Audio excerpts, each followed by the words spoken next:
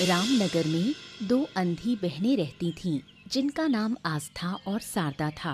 वो दोनों जन्म से अंधी नहीं थीं, लेकिन बचपन में एक दुर्घटना के कारण वो दोनों अपनी दृष्टि खो बैठीं। इसके बाद उनका जीवन बहुत कठिन हो गया, लेकिन उनके अंधेपन ने उन्हें कभी हार मानने नहीं दी। आस्था ने अपनी पढ़ाई पूरी कर एक दफ्तर में नौकरी शुरू की और घर की जिम्मेदारी संभाल ली। दूसरी ओर शारदा अब भी अपनी पढ़ाई जारी रखे हुए थी। उनकी माँ कई साल पहले एक महामारी में मारी गई थी और उनके पिता पीताम्बर उनके साथ रहते थे। जब पीताम्बर बीमार हो गए और बिस्तर पर पड़ गए तो आस्था और शारदा ने उनकी पूरी देखभाल की। दीदी, तुम आ गई, मैं तुम्हारा ही इंतजार कर रही थी। क्यों, पिता कहाँ है? उनकी तबीयत कैसी है? क्या उनका बुखार और बढ़ गया है? कुछ खास नहीं, लेकिन शाम से फिर से बुखार के चलते उनका शरीर तप रहा है। मुझे लगता है कि उन्हें फिर से डॉक्टर के पास ले जाना चाहिए। आज मुझे तनख्वाह मिली है, कल शाम को कुछ समय निकालकर मैं उन्हें डॉक्टर के पास ले जाऊंगी। दीदी, पैसे एक ऐसी चीज है, कमाने में कितना वक्त लगता है, लेकिन खर्च होते वक्त पल भर भी नहीं लगता।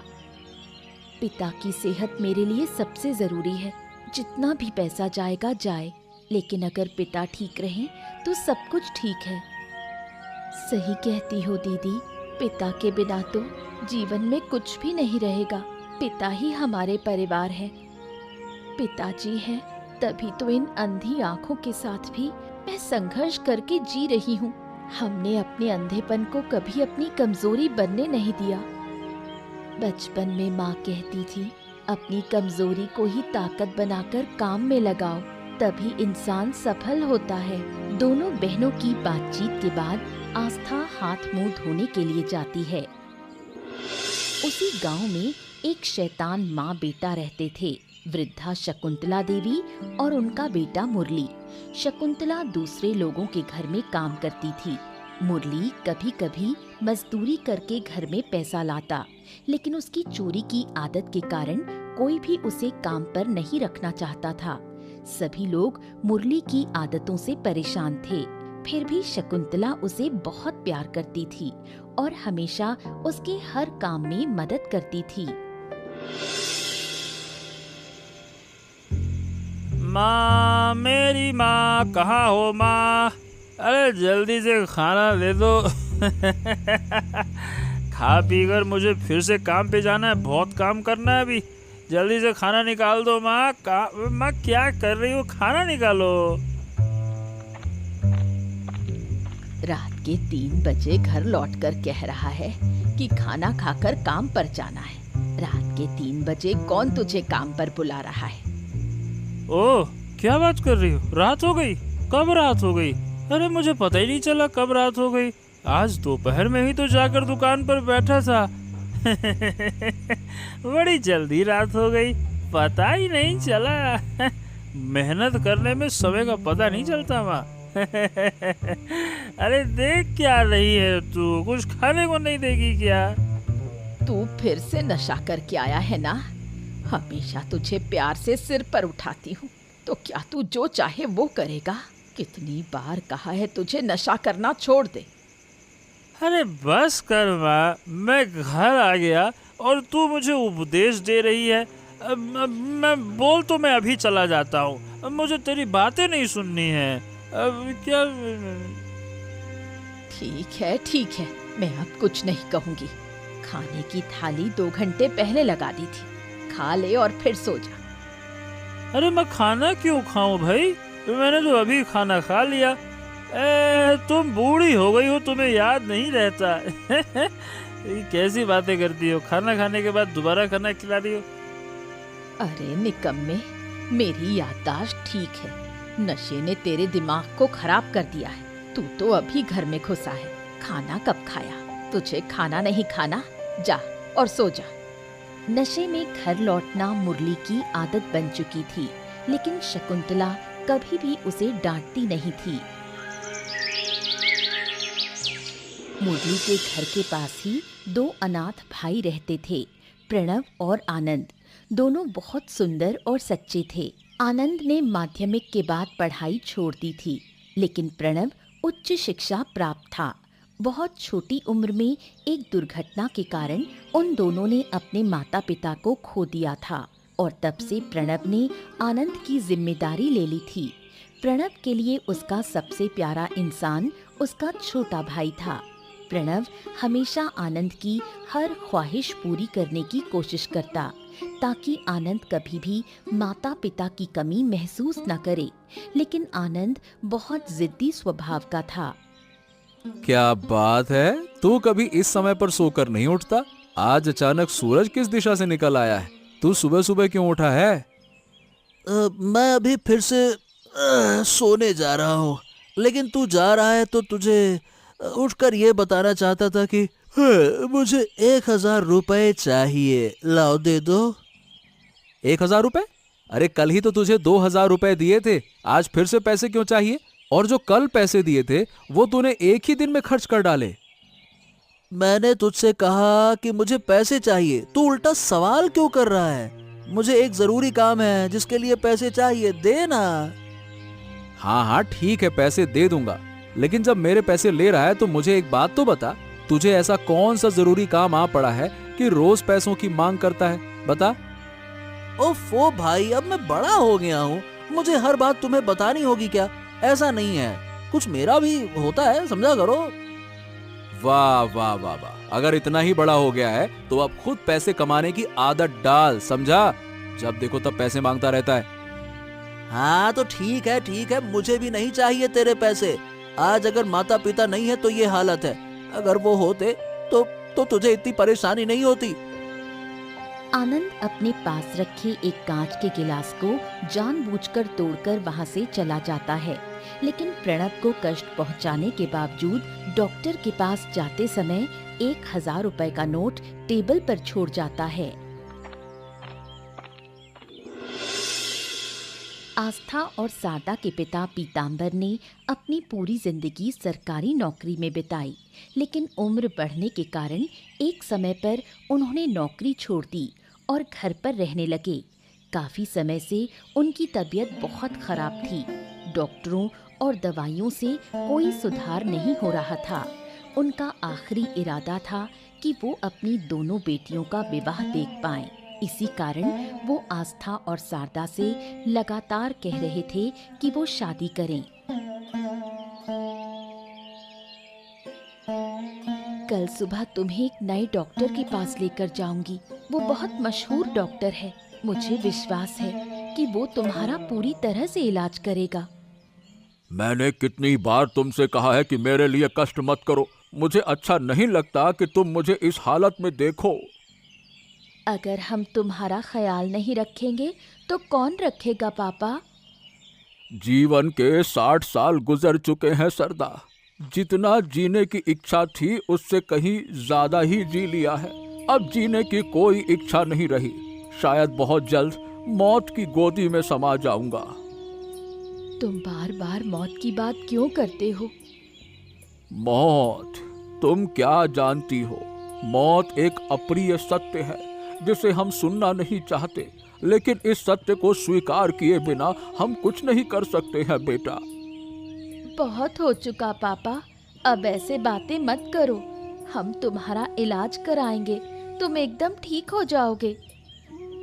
हाँ, मेरी आखिरी इच्छा ये है कि आंखें बंद करने से पहले मैं तुम्हारे दोनों की शादी देख सकूं। जब तुम दोनों शादी करोगे और अपने अपने जीवन को व्यवस्थित करोगी, तभी मुझे शांति मिलेगी।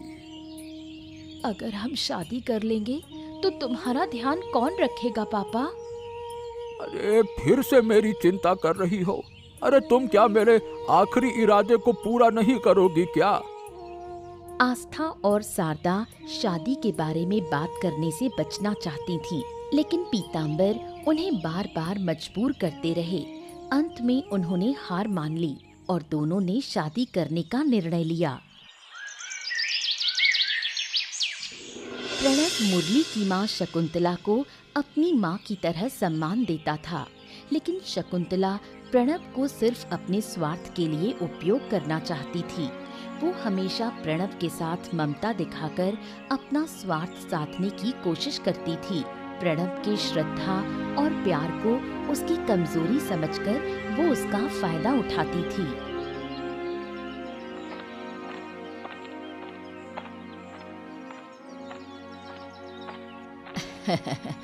कितने दिन बाद अपने बेटे को देख रही हूँ। क्या बात है बेटा, तुम्हारा चेहरा थका थका सा क्यों लग रहा है? हाँ, कुछ नहीं मासी, पूरा दिन दफ्तर में काम करने के बाद शायद थोड़ा थका थका महसूस कर रहा हूँ। घर जाकर आराम करूंगा तो ठीक हो जाऊंगा। अच्छा ये बताओ, तो कहाँ जा रही हो? गरीब हूँ, कर्जा लेकर जैसे तैसे दिन बिता रही हूँ।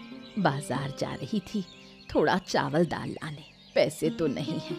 दुकान वाले से झिड़की खाकर कर्ज लेकर लाना पड़ेगा।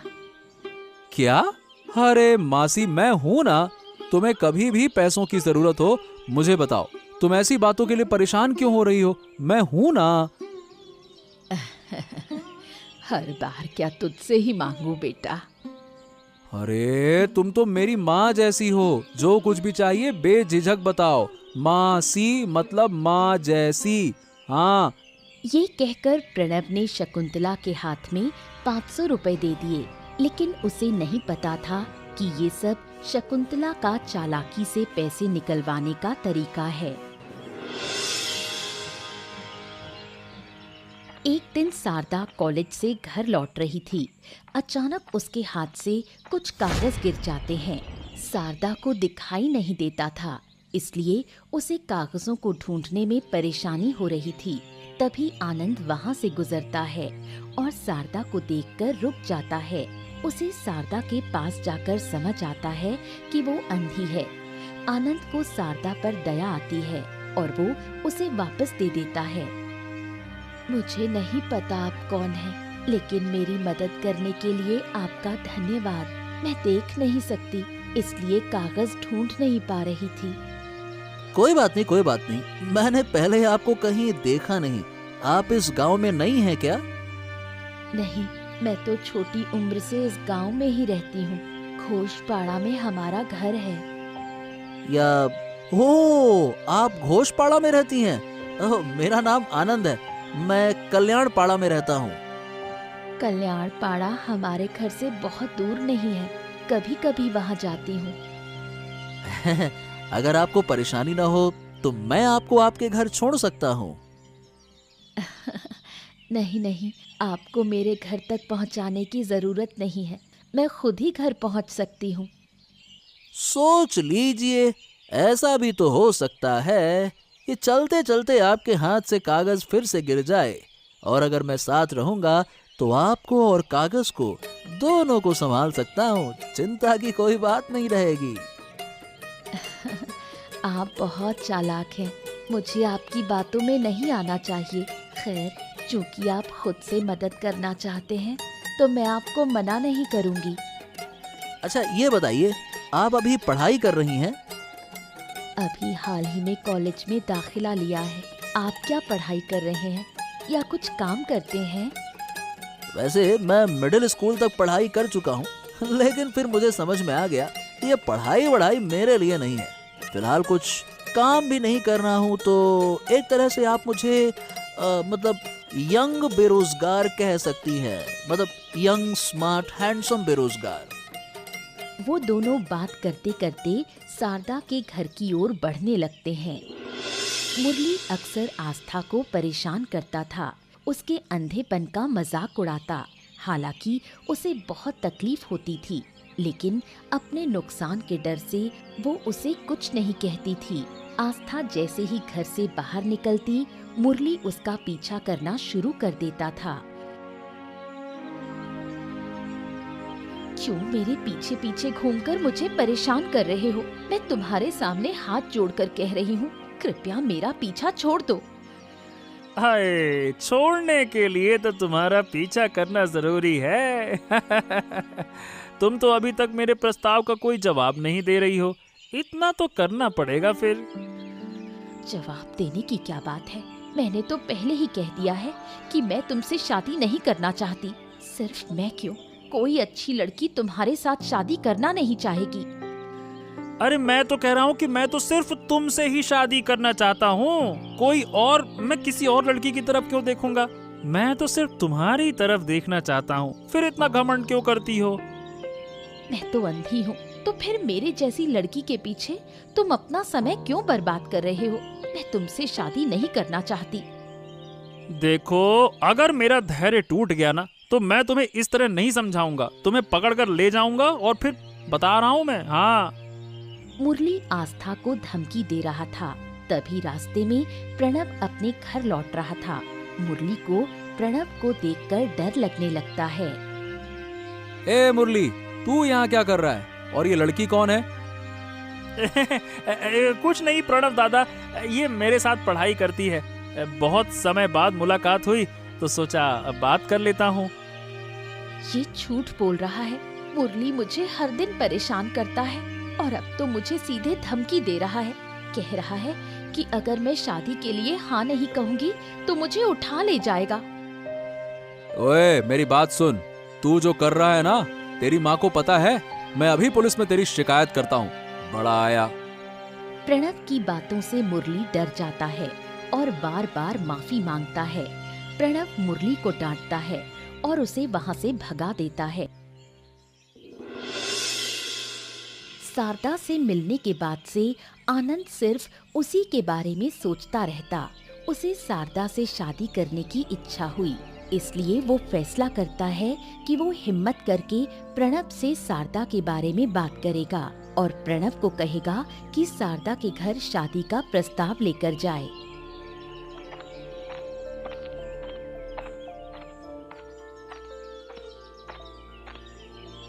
क्या हुआ? पिछले 2 दिनों से तो तू मुझसे बात ही नहीं कर रहा था, अब अचानक इतनी जल्दी क्यों दौड़ते हुए मेरे पास आ गया? बता। अरे ये तुम क्या बातें कर रहे हो दादा? मैंने थोड़ी सी नाराजगी दिखाई तो तुम अब भी उसी को लेकर बैठे हुए हो। क्या मेरे छोटे भाई के रूप में मुझे ये अधिकार नहीं है कि मैं तुमसे थोड़ा सा झगड़ा भी कर सकूं? कैसी बातें करते हो भैया? कैसी बातें करते हो भैया? तू हमेशा मीठी बातें तभी करता है जब तुझे कुछ चाहिए होता है। ये बता क्या चाहिए? इसी वजह से तो मुझे तुमसे प्यार है दादा। मेरे कुछ कहने के पहले ही तुम समझ जाते हो मेरे मन में क्या चल रहा है। हाँ, मेरे छोटे भाई को नहीं समझूंगा तो किसे समझूंगा? चल अब ज्यादा देर मत कर, बता क्या चाहिए तुझे? दादा, कल एक लड़की से मेरी मुलाकात हुई थी। वो घोषपाड़ा में रहती है। वो लड़की देख नहीं सकती, लेकिन उसके साथ बात करने के बाद ओए होए होए होए, मेरे दिलो दिमाग में तो बस वही लड़की घूमे जा रही है, घूमे जा रही है। समझ गया समझ गया, ये कोई सामान्य बात नहीं है। अब मुझे क्या करना है ये बता। करना क्या है? उसके घर में उसके पिता और बड़ी बहन रहते हैं। मैं तो खुद वहां जा नहीं सकता।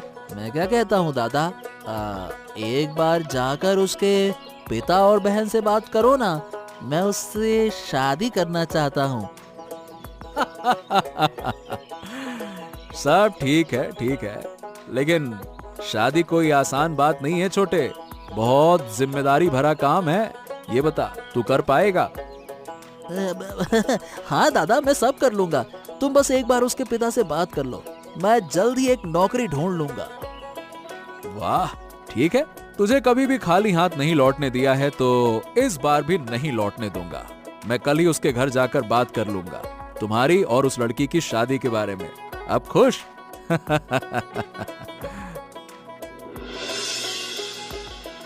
आनंद की बातों के मुताबिक प्रणव शारदा के घर जाता है।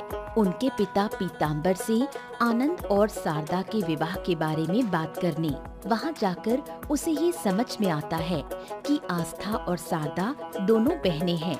ये जानने के बाद प्रणव निर्णय लेता है कि वो आनंद से शारदा का विवाह करवाएगा और खुद आस्था से शादी करेगा। आप और आपके भाई मेरे 2 अंधी बेटियों से विवाह करके उन्हें अपनी पत्नी के रूप में स्वीकार करना चाहते हैं। मेरे लिए इससे अधिक खुशी की कोई बात नहीं हो सकती है। बहुत अच्छा लग रहा है। अरे बस बस बस बस, हम दोनों बहुत छोटे थे जब हमारे माता पिता की एक दुर्घटना में मृत्यु हो गई, तब से आनंद और मैं एक दूसरे के ही एकमात्र सहारा बनकर रह गए हैं। आनंद को मैंने अपने बच्चे की तरह पाला है। वाह वाह वाह वाह, आपके भाई का सबसे बड़ा सौभाग्य यही है कि उसे आपके जैसा दादा मिला। आजकल तो भाई बहन के बीच में हिस्सा, झगड़े इत्यादि होते रहते हैं, लेकिन मेरी दोनों बेटियां आप दोनों जैसी हैं। उनमें ममता और स्नेह की कमी नहीं है, और घर बार तो वो सब संभाल ही लेंगी। हमें तो कुछ चाहिए भी नहीं, और वैसे भी आप अकेले हैं। यदि हमारा विवाह हो जाता है तो आप हमारे साथ हमारे ही घर में रहेंगे। मुझे उम्मीद है कि आपको इसमें कोई आपत्ति नहीं होगी। बेटियों के ससुराल पर रहने से समाज क्या कहेगा, कभी सोचा है? अरे समाज क्या कहेगा, ये मुझे बहुत चिंतित नहीं करता। वैसे भी खुद बिना माँ बाप के बड़ा हुआ हूं, इसीलिए मैं नहीं चाहता कि आस्था और सरदा आपके स्नेह से वंचित रहें।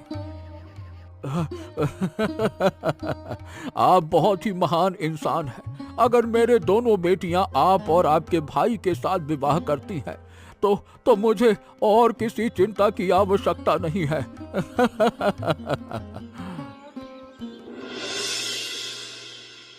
आस्था ने प्रणव से विवाह करके सुख शांति से घर बसाना शुरू कर दिया, लेकिन मुरली द्वेष की आग में जलता रहा।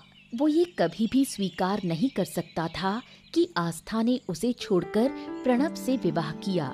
द्वेष के प्रभाव में वो निर्णय लेता है कि आस्था का घर वो तोड़ कर रहेगा, और इस योजना में उसकी माँ शकुंतला भी उसके साथ थी। मैं अच्छे से समझ चुका हूँ, मेरे पास ज्यादा पैसे नहीं है, इसीलिए वो अंधी आस्था मुझसे विवाह करने के लिए तैयार नहीं हुई, है ना? प्रणव के पास पैसा है, इसलिए वो तीनों बाप बेटियां प्रणव को फंसाकर ये विवाह कर लिया। नहीं तो क्या प्रणव जैसा लड़का एक अंधी लड़की से विवाह करेगा? मेरा नाम भी मुरली है। जो चीज मैं चाहता हूँ और नहीं पा सका, तो वो किसी और को भी नहीं लेने दूंगा। प्रणव से विवाह करके वो खुशी खुशी जी रही है, इस घर को मैं तोड़ कर ही रख दूंगा।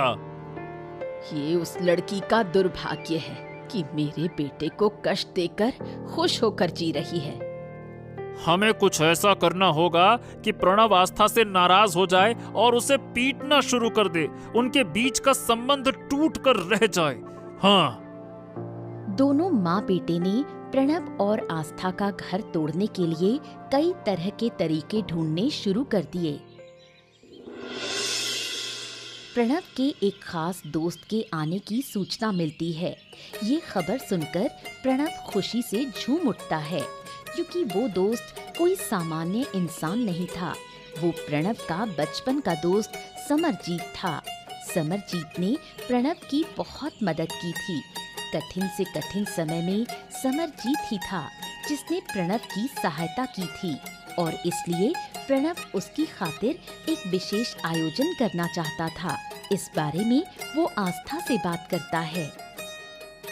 अरे ओ भाग्यवान, भाग्यवान, कहाँ हो तुम भाई? सुनती हो? अरे जल्दी से आओ। क्या हुआ? तुम इस समय घर पर? क्या हुआ? अरे इतनी खुशी की खबर मिली है कि घर वापस आकर ही मैंने राहत की सांस ली। आज मेरा सबसे खुशहाल दिन है। सचमुच? ऐसी कौन सी खबर मिली है जो तुम इतने उत्साहित होकर घर लौट आए? अरे मेरे बचपन का दोस्त समरजीत, वो कल पंजाब से हमारे गांव आ रहा है। हाँ। समरजीत? ये कौन है? पहले कभी ये नाम तुम्हारे मुंह से सुना नहीं। अरे मैं क्या कहूँ, समरजीत मेरा सबसे बेस्ट वाला दोस्त है। बचपन में तुम नहीं जानती हो, लेकिन मेरी जिंदगी में सबसे कठिन दिनों में एकमात्र समरजीत ही था जो मेरे साथ खड़ा था। अरे वाह, तो वो हमारे खास मेहमान होंगे। वही तो, क्या मुझे बताने की जरूरत है? सुनो, मैं बाजार जाऊंगा और बाजार से सबसे अच्छी मछली खरीद कर लाऊंगा। और सुनो, इतने साल बाद मेरा दोस्त मुझसे मिलने आ रहा है, उसकी खातिरदारी में कोई कमी नहीं होनी चाहिए। हाँ। इसकी तुम्हें बिल्कुल भी चिंता करने की जरूरत नहीं है। मैं तो हूँ ही, मैं सब कुछ संभाल लूंगी।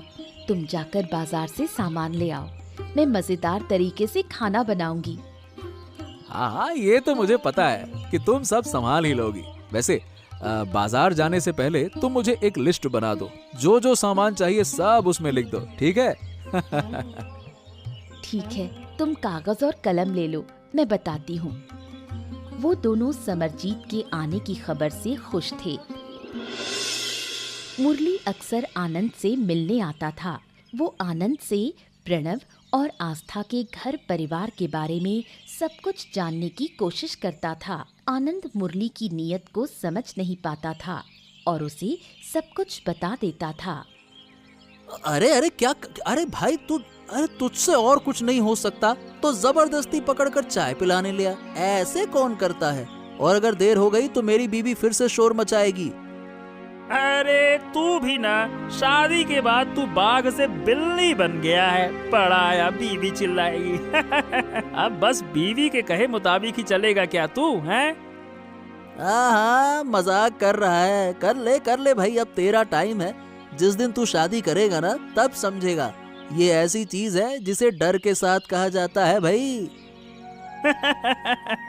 अगर यही सच है तो भाई मैं कभी शादी नहीं करूंगा। अकेला जीवन बड़ा शांति का जीवन है मेरा। अच्छा सुन, अब बकवास करने का वक्त नहीं है। चाय पी ली, अब जल्दी से घर वापस चल। देर हो गई तो कोई रास्ता नहीं रहेगा भाई। हाँ, ठीक है। तू डर के मारे जी रहा है। और तेरा भाई प्रणव, उसका क्या हाल है? क्या वो भी तेरे जैसा डर डर के जी रहा है क्या? अरे नहीं, मेरे भाई की जिंदगी तो एकदम मेरे से उलट है। उनका समय ठीक चल रहा है। कल एक खास मेहमान आ रहे हैं, उसी के इंतजाम में लगे हुए हैं। अभी तो तुम दोनों की शादी हुई है और इतनी जल्दी वो लोग माँ बाप भी बन गए। अबे तुझे हो क्या गया? दिमाग ठीक है तेरा?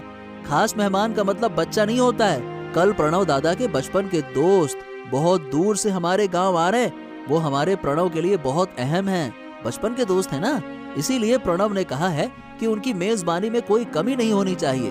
तू भी गजब बातें करता है, बच्चा आ गया। यही मौका चाहिए था मुझे। अब मजा आएगा। ऐसी चाल चलूंगा कि प्रणव और आस्था के बीच तीसरा विश्व युद्ध शुरू हो जाएगा। आनंद चाय पीकर वहां से चला जाता है, लेकिन मुरली आस्था और प्रणव के रिश्ते में दरार डालने की योजना बनाने लगता है। प्रणव का दोस्त समरजीत गांव में आता है। पुराने दोस्त से मिलने की खुशी में प्रणव भावुक हो जाता है। प्रणव, आनंद और समरजीत तीनों मिलकर बात करते हुए घर पहुंचते हैं। समरजीत एक पंजाबी सिख था।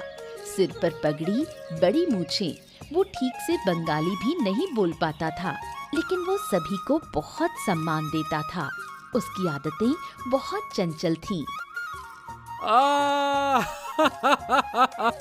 मेरे दोस्त, अबे साले क्या मूछें बढ़ा ली तूने है?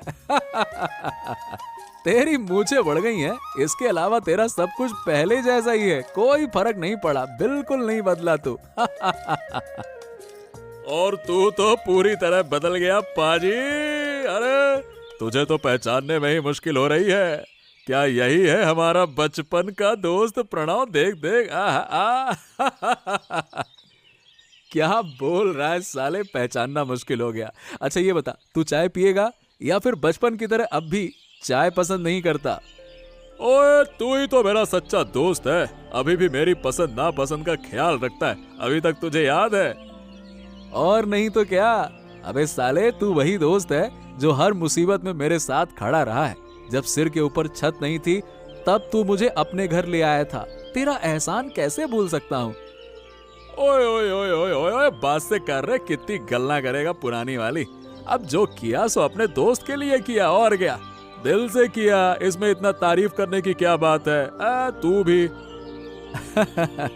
तू इन तारीफों का हकदार है। तूने मेरे लिए जो कुछ भी किया है ना, मैं कभी भूल नहीं सकता। ओह समरजीत दा, आप हाथ मुंह धोकर आराम करें, फिर मैं आपको गांव के सबसे अच्छी जगहों पर घुमाने ले चलूंगा। भाई समरजीत, इनसे मिलो, ये है मेरी पत्नी आस्था। तू आया तो दोनों ने मिलकर खाना बनाने और घर सजाने में कोई कमी नहीं छोड़ी तेरे स्वागत के लिए। कैसे हो बहन जी? पैरी पोना। माफ करना, आपकी शादी में नहीं आ सका, काम था, थोड़ा सा व्यस्त था।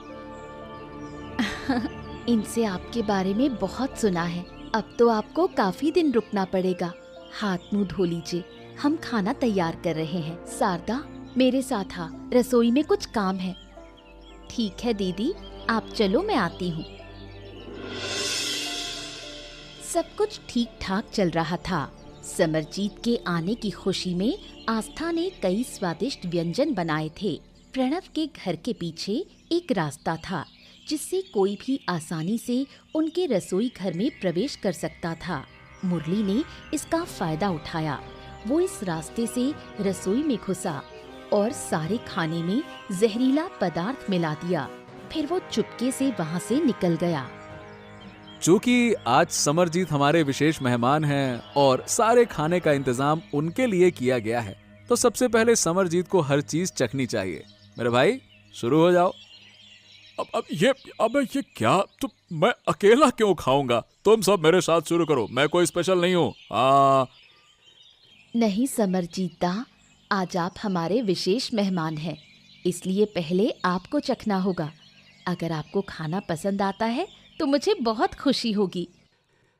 वो लोग बिल्कुल ठीक कह रहे हैं। ये तो एक रिवाज है कि पहले मेहमान खाता है, फिर घर वाले खाते हैं। आप शुरू करो बेटा, शुरू करो। सभी के जिद करने पर समरजीत अकेले खाना शुरू करता है। पहले तो वो आस्था के हाथ के खाने की तारीफ करता है, क्योंकि हर चीज स्वादिष्ट थी। लेकिन थोड़ी देर बाद वो अचानक महसूस करता है कि उसका गला सूख रहा है। अचानक वो खाना बंद कर देता है और जमीन पर गिरकर तड़पने लगता है। अरे ये क्या हो गया? समरजीत तू ऐसा क्यों कर रहा है? अभी ये क्या हो गया? समरजीत तू ठीक तो है ना? दादा, चेहरा तो पूरा नीला पड़ गया है। लगता है कुछ ठीक नहीं है। हमें जितना जल्दी हो सके इन्हें अस्पताल ले चलना चाहिए। जल्दी करिए। आनंद की बातों से सभी सहमत हो जाते हैं और समरजीत को अस्पताल ले जाते हैं। डॉक्टर बताते हैं कि समरजीत के खाने में जहर मिला था। ये सुनकर प्रणव को आस्था और शारदा पर शक होने लगता है, क्योंकि वही दोनों मिलकर खाना बना रही थीं। प्रणव आस्था को घर ले जाकर उसे बहुत मारता है। समरजीत की जान बच जाती है। वहीं आस्था बिना किसी दोष के बंदी गृह में दिन बिता रही थी। समरजीत और आनंद मिलकर प्रणव को समझाते हैं कि आस्था ऐसा कुछ नहीं कर सकती। दोनों उससे अनुरोध करते हैं कि वो सब कुछ सही से जांचे। वो दोनों हमारी पत्नियां हैं और इस समय हमें उन पर संदेह करने की बजाय, उन्हें सजा देने की बजाय हमें उनके साथ खड़ा होना चाहिए था। मुझे नहीं लगता कि वो ऐसा कुछ कर सकती हैं। पाजी, सही बोलूं तो आनंद बिल्कुल सही कह रहा है। मुझे भी लगता है कि कुछ तो गड़बड़ है मामले में। ठीक है, अब तुम दोनों कहते हो तो मैं इस मुद्दे की जांच करने की कोशिश करूंगा। प्रणव आनंद की मदद से सब कुछ अच्छे से जांचने में लग जाता है। इस बीच वो अपने इलाके के एक छोटे लड़के चिंटू से मिलता है, जो उन्हें अहम जानकारी देता है। प्रणव काकू, मुझे एक बात पता है, पर मुझे बताने में बहुत डर लग रहा है। अरे बेटा, तुम्हें डरने की कोई बात नहीं है। हम तुम्हारे साथ हैं ना, कोई तुम्हारा कुछ नहीं बिगाड़ सकता।